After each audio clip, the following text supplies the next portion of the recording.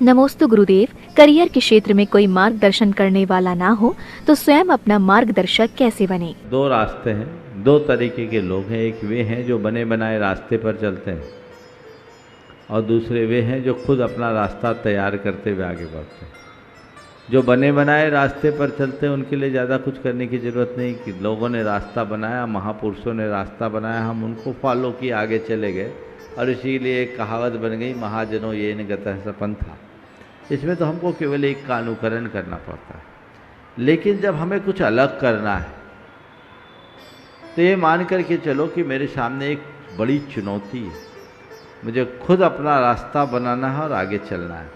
लोग मुझे फॉलो करेंगे, मुझे किसी को फॉलो नहीं करना, पर इसके लिए दृढ़ इच्छा शक्ति और ऊंचा मनोबल चाहिए। जिसकी दृढ़ इच्छा शक्ति होती है, जो उच्च मनोबल का धनी होता है, वो रास्ते में आने वाली बाधाओं से घबराता नहीं, उन्हें पार करता हुआ चलता है। आप सोचो, कंटकाकीन रास्ता है, घास फूस है, पत्थर है, उबड़ खाबड़ है, उस पर चलना है, उसे साफ करते हुए चलना है। पैर लहूलुहान होंगे लेकिन तुम्हारे मंजिल तक पहुंचने का जुनून तुम्हें मंजिल तक पहुंचा देगा। इच्छा शक्ति प्रबल हो, आत्मविश्वास पक्का हो, सोच सकारात्मक हो, अपने आप पर भरोसा हो और 100% अपना समर्पित करो तो ये काम हो सकता है। लेकिन इसमें एक बात बोलता हूँ, कॉन्फिडेंस हो, ओवर कॉन्फिडेंस ना हो। कई बार लोग नए प्रयोग इस तरीके से कर देते हैं जो फिर कहीं उनके लायक नहीं होते। और एक सलाह मैं तुम जैसे युवकों को ज़रूर दूंगा कि हम लोग एक एक करके 1000 सीढ़ी चढ़ने की कोशिश करें, एक साथ 100 सीढ़ी चढ़ने का प्रयास न करें। आजकल बहुत सारे लोग हैं, कुछ नया करना है, कुछ हट के करना है, करो, पर ऐसा मत करो कि करने लायक ही ना बचो। छलांग लगाना है तो अपने पाँव की ताकत का पहले आकलन कर लो, फिर छलांग लगाओ। लंबी छलांग तभी लगेगी, नहीं तो हनुमान कूद होगी और कमर टूट जाएगी। तो हम लंबी छलांग न लगाकर स्टेप बाय स्टेप चले तो वो हमारे जीवन के लिए एक उपलब्धि का आधार बनेगी। जहाँ तक सवाल है निर्णय लेने का, तो जब हमने खुद अपना रास्ता चुना है तो उसके लिए निर्णय हमें खुद लेना होगा। बहुत सारी समस्याएं, मैं अपने जीवन का एक अनुभव बताता हूँ। तो अभी जो गुणायतन का प्रोजेक्ट चल रहा है, नाम सुना होगा तुम लोगों ने। गुणायतन एक बहुत ही महत्वाकांक्षी योजना है। जैन धर्म में 14 गुण स्थान, जिसे एक भावात्मक रूप में जाना जाता है, हमारी भाव दशा को मापने का पैमाना।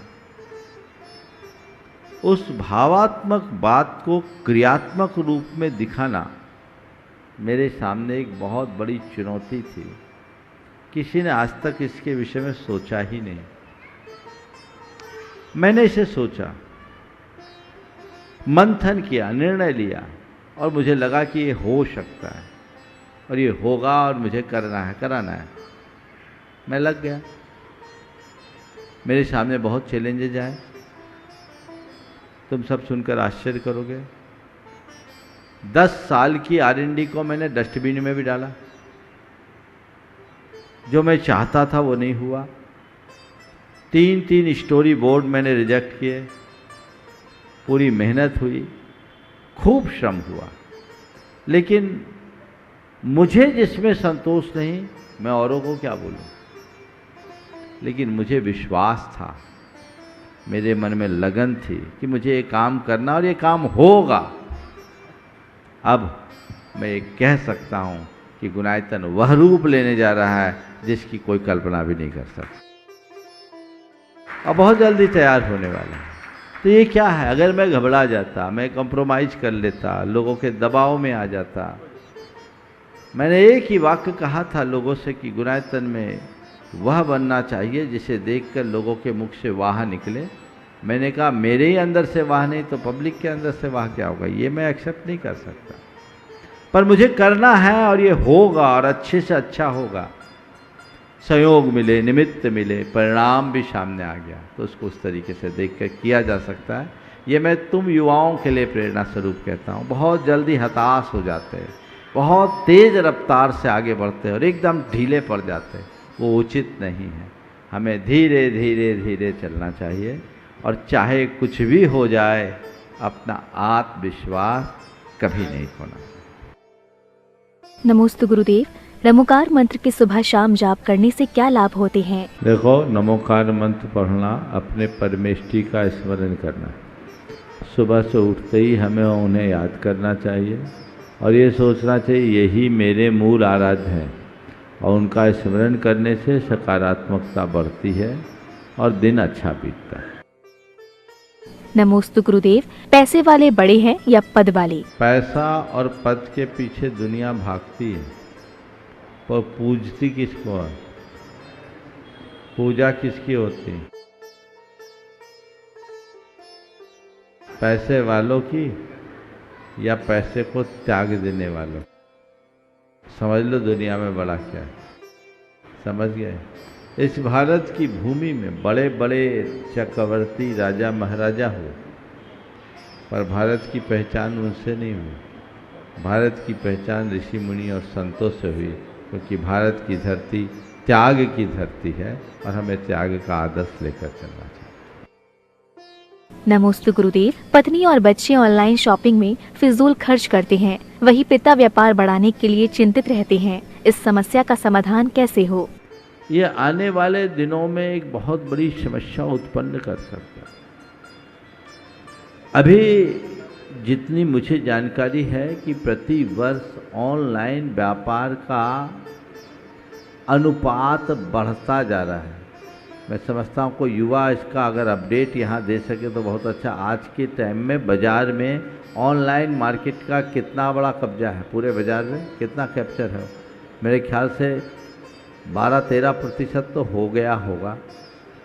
जो भी हो, इसके डेटा आप लोगों के पास होंगे। लेकिन अगर ऐसा ही होता रहा तो आने वाले दिनों में लोग बेरोजगार होंगे। हमारे देश में एक दूसरे के साथ संपर्क जुड़ा हुआ है। एक किसान सब्जी उगाता है, वो एक दूसरे व्यापारी को देता, उस व्यापारी से एक छोटा व्यापारी लेता, उससे आप खरीदते हो, कितनों का पेट भरता है।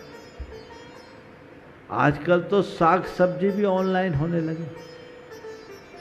माना आपको उसमें कुछ सुविधा है, लेकिन हमें केवल अपनी सुविधा नहीं देखनी चाहिए, देश की समुन्नति और समृद्धि भी देखनी चाहिए।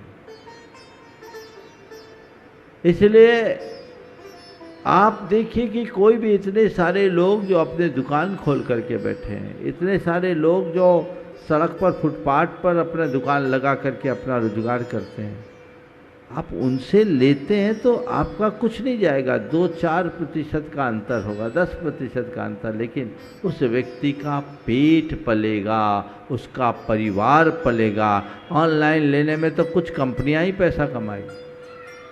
आज अमेज़न जैसी कंपनी, फ्लिपकार्ट जैसी कंपनी कितना कमा रही है? इस सिस्टम का ही फायदा उठा रही है ना। ये मोटी कमाई किसके पेट में जा रही? तो व्यक्ति को सोचना चाहिए कि हम देश की व्यवस्था को ठीक करें, और इसमें युवा वर्ग को विशेष कहूँगा, क्योंकि सब कुछ हाईटेक हो गया, डिजिटलाइज हो गया। अब उनको कुछ हुआ फट फट फट फट फट फट। मैं सभी को एक सलाह दूंगा, संकल्प लो, जो चीज़ें प्रत्यक्षतः उपलब्ध है, थोड़ी ज़्यादा कीमत चुकानी पड़े हम चुका देंगे और डायरेक्ट लेकर के आएंगे, ऑनलाइन शॉपिंग नहीं करेंगे, तो बहुत बड़ा बदलाव आ सकता है। अन्यथा जैसा दिख रहा है 10-20 वर्ष बाद हाल बेहाल होगा, जो बहुत भयावह होगा। अब सरकार की अपनी नीतियाँ, अंतर्राष्ट्रीय नीतियाँ, वो अपनी जगह है, लेकिन भारतीय समाज व्यवस्था की तासीर के अनुकूल ये कदाचित नहीं है। इसलिए इस पर बहुत गंभीरता से ध्यान देना चाहिए, नहीं तो अभी तो अगरबत्ती जला के ग्राहक की प्रतीक्षा कर रहे हैं, पता नहीं कल अगरबत्ती के लायक भी बचो कि नहीं बचो। इसलिए इस पर गंभीरता से ध्यान देना चाहिए। नमोस्तु गुरुदेव, अपने शब्दों पर नियंत्रण कैसे करें? अपने अतीत में लौटो और उन पलों को याद करो जिन पलों में तुम्हें अपने शब्दों की भारी कीमत चुकानी पड़ी हो। हर व्यक्ति के जीवन में ऐसा कभी न कभी हुआ होगा कि अपने वचनों के स्खलन के कारण भारी कीमत चुकानी पड़ी हो, और उस स्मृति को अपने सामने रखो और तय कर लो कि अब मैं दोबारा ऐसी गलती नहीं करूँगा। ये हमारे जीवन में एक संयम का आधार बन सकता है, खुद के साथ भी या औरों के भी वचनों के अनियंत्रण से उन्हें जो कीमत चुकानी पड़ी है उसके विषय में भी सोचा जा सकता है। तो हम इसको भी सीख सकते हैं।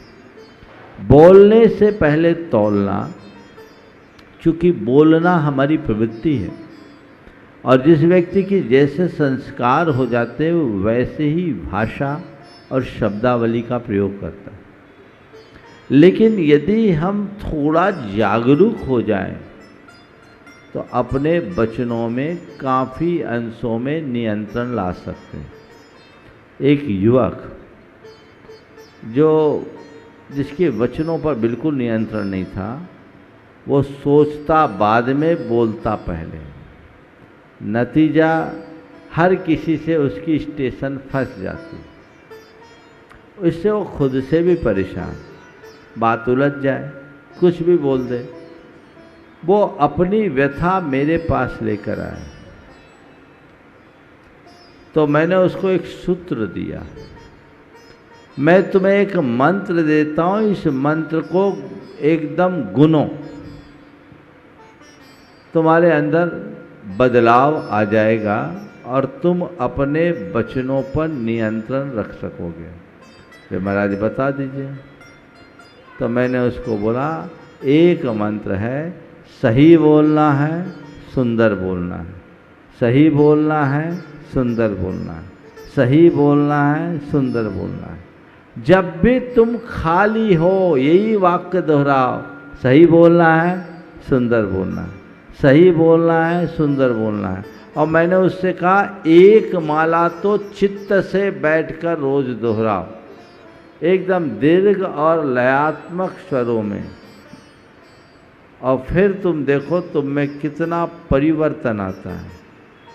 आप सुनकर आश्चर्य करेंगे, आज उस व्यक्ति की भाषा में बड़ा बदलाव आ गया। उसने कहा, महाराज जी 1.5-2 महीने करने के बाद जहाँ मैं पटरी से उतरता अंदर से आवाज़ आती, सही बोलना है, सुंदर बोलना, और ब्रेक लग जाता। ये हमारे सबकॉन्शियस माइंड का खेल है, इसको बोलते हैं एक प्रकार का ऑटो सजेशन। हम भावना योग के माध्यम से नियमित कराते भी हैं, तो ये भावना योग का एक हिस्सा है। इसको यदि व्यक्ति नियमित करते रहे तो जीवन में बहुत बड़ा बदलाव आ सकता है। अपनी एक एक दुर्बलता को हम दूर कर सकते हैं, बशर्ते हम उस स्तर का अभ्यास करें। नमोस्तु गुरुदेव, पदार्थ जगत से खुद को जितना दूर करें उसका संस्कार हमें उतना ही प्रभावित करता है। ऐसे में क्या करें? पदार्थ जगत से हम अपने आप को जितना दूर करना चाहते हैं उसका संस्कार हमें उतना प्रभावित होता है। 2 तरह से दूरी होती है। एक, हमने केवल वस्तु को छोड़ा, और दूसरा, वस्तु के साथ उसका व्यामोह भी छोड़ा। हमने किसी से प्रेरित होकर, प्रेरणा पाकर कोई चीज़ छोड़ दी तो उसका अपना एक महत्व है, थोड़ा दिन उसका असर होगा, हम अनुकरण करके भी कर देते हैं, प्रेरणा पा करके भी कर देते हैं, लेकिन हो सकता है उसका सूक्ष्म आकर्षण हमारे अंतर मन में बना रहे। लेकिन चीज़ें यदि हमारे मन से ही हट जाए तो उसकी तरफ अपने मन में रंच मात्र आकर्षण नहीं होता। आप अपने जीवन के अनुभव को टटोल कर देखिए, आपके जीवन में कोई न कोई ऐसी चीज़ होगी जो कभी आपके लिए बहुत प्रिय होगी, और जब से आपका मन फिरा उधर ध्यान ही नहीं जाता है। याद आ रहा है आपको कुछ? ऐसी कोई चीज़ है आपके जीवन के अनुभव में, ऐसी चीज़ें जुड़ी, कोई ऐसी जिसके बिना आप रह नहीं सकते, व्यक्ति या वस्तु? जीवन में हर व्यक्ति की अलग एक प्रकार की आदतें होती है, वैसी ही प्रवृत्तियां होती है, और कुछ प्रवृत्ति ऐसी होती है जिसके बिना व्यक्ति रह नहीं पाता। लेकिन एक बार मन में बैठ जाए तो जीवन बदल जाता है। मेरे संपर्क में एक व्यक्ति है जिसकी सुबह की शुरुआत शराब से होती थी। सुबह की शुरुआत, उसको रिहैब में भी भेजा जा चुका, नहीं बदला, क्योंकि जब तक वो अंदर से नहीं चाहे कैसे छूटेगी। एक दिन वो हमारे पास आया, उस दिन हमारा केस लॉच हो रहा था। वो केस लॉच देख रहा था, लगभग 2.5-3 घंटे लगते हैं पूरे केसों को उखाड़ने में। और उन दिनों की बात जब मेरे केस ज़्यादा थे, आज से करीब 20 साल पुरानी बात। वो देखे और रोए, आंखें झरे। पूरे टाइम तक वह वैसे ही बैठा रहा, आंसू बहे। और जैसे मेरा लोच पूरा हुआ, मेरे चरणों में शीश रखा, बोला महाराज आज आपको देखकर मेरा हृदय बदल गया। आज से मैं अपनी सारी बुराइयां आपके चरणों में अर्पित करता हूं। मुझे लगा कि व्यक्ति भीगा हुआ है। मैंने उसे संबोधा कि सुबह का भूला शाम को घर लौट आए तो भूला नहीं कहलाता, पक्का रहना। और आज आपको क्या बताऊं, उस व्यक्ति में इतना बड़ा परिवर्तन आया है कि आज, चूँकि आप इसे नहीं समझेंगे, जैन लोग जानते हैं, वो 7 प्रतिमा का धारी एक साधक है, उच्च श्रावक का जीवन जी रहा है व्रती बनकर।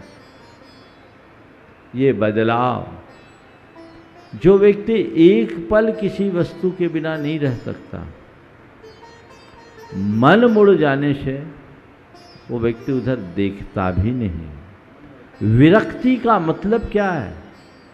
चीजों से हटने का नाम विरक्ति नहीं है, मन से हट जाने का नाम विरक्ति है। तो मन से हटाइए, पदार्थ के आकर्षण से अपने आप को मुक्त करना चाहते हैं तो परमार्थ के स्वरूप के प्रति आकर्षण बढ़ा लीजिए। परमार्थ से जुड़ जाएंगे, पदार्थ अपने आप छूटेगा। मन से चीजें हट जाएगी तो चीजें अपने आप सहज बन जाएगी।